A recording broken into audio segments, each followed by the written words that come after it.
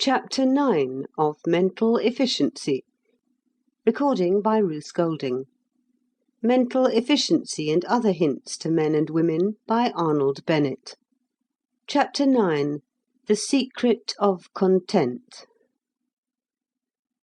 I have said lightly, apropos of the conclusion arrived at by several correspondents and by myself, that the cry for the simple life was merely a new form of the old cry for happiness, that I would explain what it was that made life worth living for me. The word has gone forth, and I must endeavour to redeem my promise. But I do so with qualms and with diffidence. First, there is the natural instinct against speaking of that which is in the core of one's mind. Second, there is the fear, nearly amounting to certainty, of being misunderstood or not comprehended at all.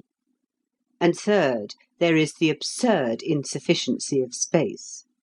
However, for me, spiritual content, I will not use the word happiness, which implies too much, springs essentially from no mental or physical facts.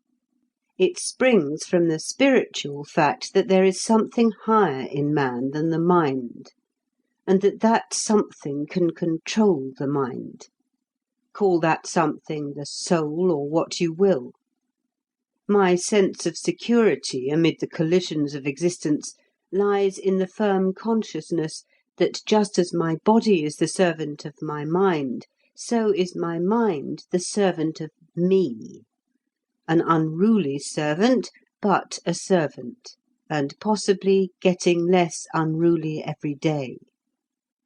Often have I said to that restive brain, "Now, O mind, sole means of communication between the divine me and all external phenomena, you are not a free agent. You are a subordinate. You are nothing but a piece of machinery, and obey me you shall."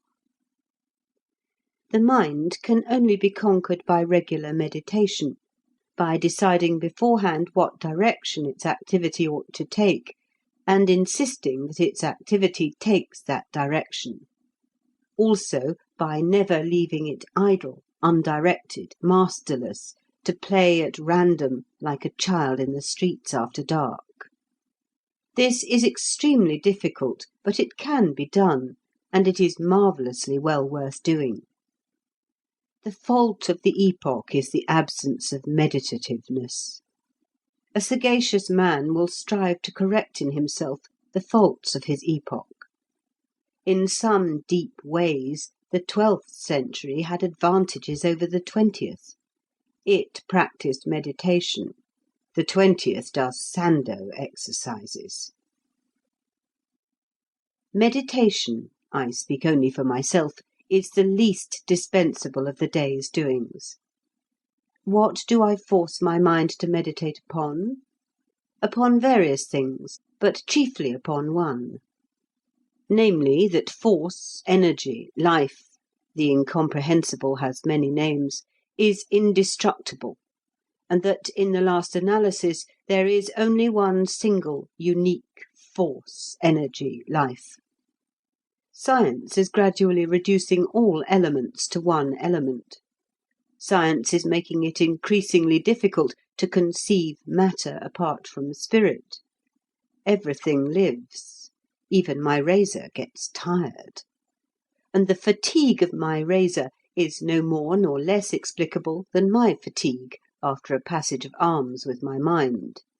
The force in it and in me has been transformed, not lost. All force is the same force. Science just now has a tendency to call it electricity, but I am indifferent to such baptisms. The same force pervades my razor, my cow in my field, and the central me which dominates my mind. The same force in different stages of evolution. And that force persists forever. In such paths do I compel my mind to walk daily. Daily it has to recognize that the mysterious ego controlling it is a part of that divine force which exists from everlasting to everlasting, and which in its ultimate atoms nothing can harm. By such a course of training, even the mind, the coarse, practical mind, at last perceives that worldly accidents don't count. But, you will exclaim, this is nothing but the immortality of the soul over again. Well, in a slightly more abstract form, it is. I never said I had discovered anything new. I do not permit myself to be dogmatic about the persistence of personality, or even of individuality, after death, but in basing my physical and mental life on the assumption that there is something in me which is indestructible and essentially changeless, I go no further than science points. Yes, if it gives you pleasure, let us call it the immortality of the soul. If I miss my train, or my tailor disgraces himself, or I lose that earthly manifestation of force that happens to be dearest to me, I say to my mind, mind, concentrate your powers upon the full realization of the fact that I, your master, am immortal and beyond the reach of accidents. And my mind, knowing by this time that I am a hard master, obediently does so. Am I, a portion of the infinite force that existed billions of years ago, and which will exist billions of years hence, going to allow myself to be worried by any terrestrial, physical or mental event? I am not. As for the vicissitudes of my body, that servant of my servant, it had better keep its place and not make too much fuss. Not that any fuss occurring in either of these outward envelopes of the eternal me could really disturb me. The eternal is calm. It has the best reason for being so. So you say to yourselves, here is a man in a penny weekly paper advocating daily meditation upon the immortality of the soul as a cure for discontent and unhappiness. A strange phenomenon. That it should be strange is an indictment of the epoch. My only reply to you is this: try it. Of course, I freely grant that such meditation, while it casts out fear, slowly kills desire and makes for a certain high indifference, and that the extinguishing of desire, with an accompanying indifference, be it high or low, is bad for youth. But I am not a youth, and to-day I am writing for those who have tasted disillusion, which youth has not. Yet I would not have you believe that I scorn the brief joys of this world. My attitude towards them would fain be that of Socrates, as stated by the incomparable Marcus Aurelius. He knew how to lack and how to enjoy those things in the lack whereof most men show themselves weak, and in the fruition intemperate.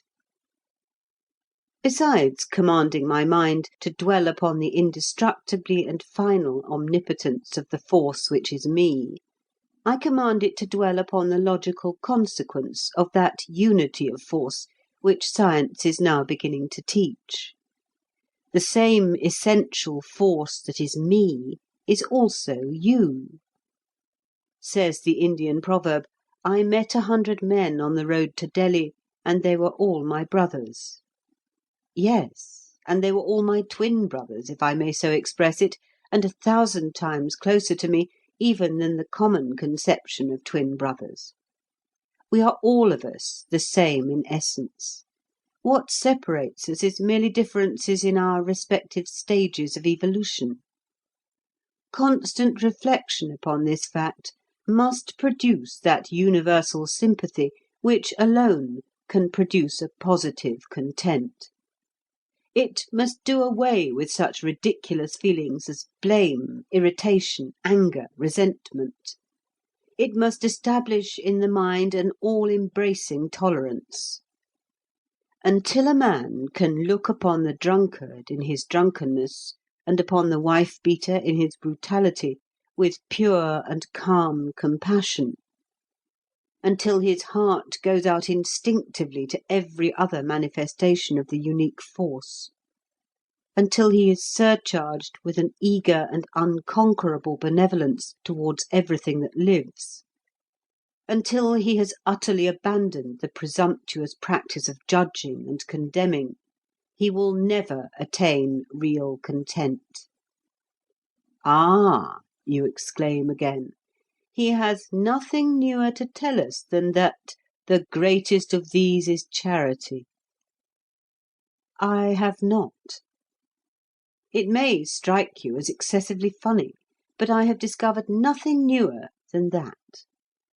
I merely remind you of it.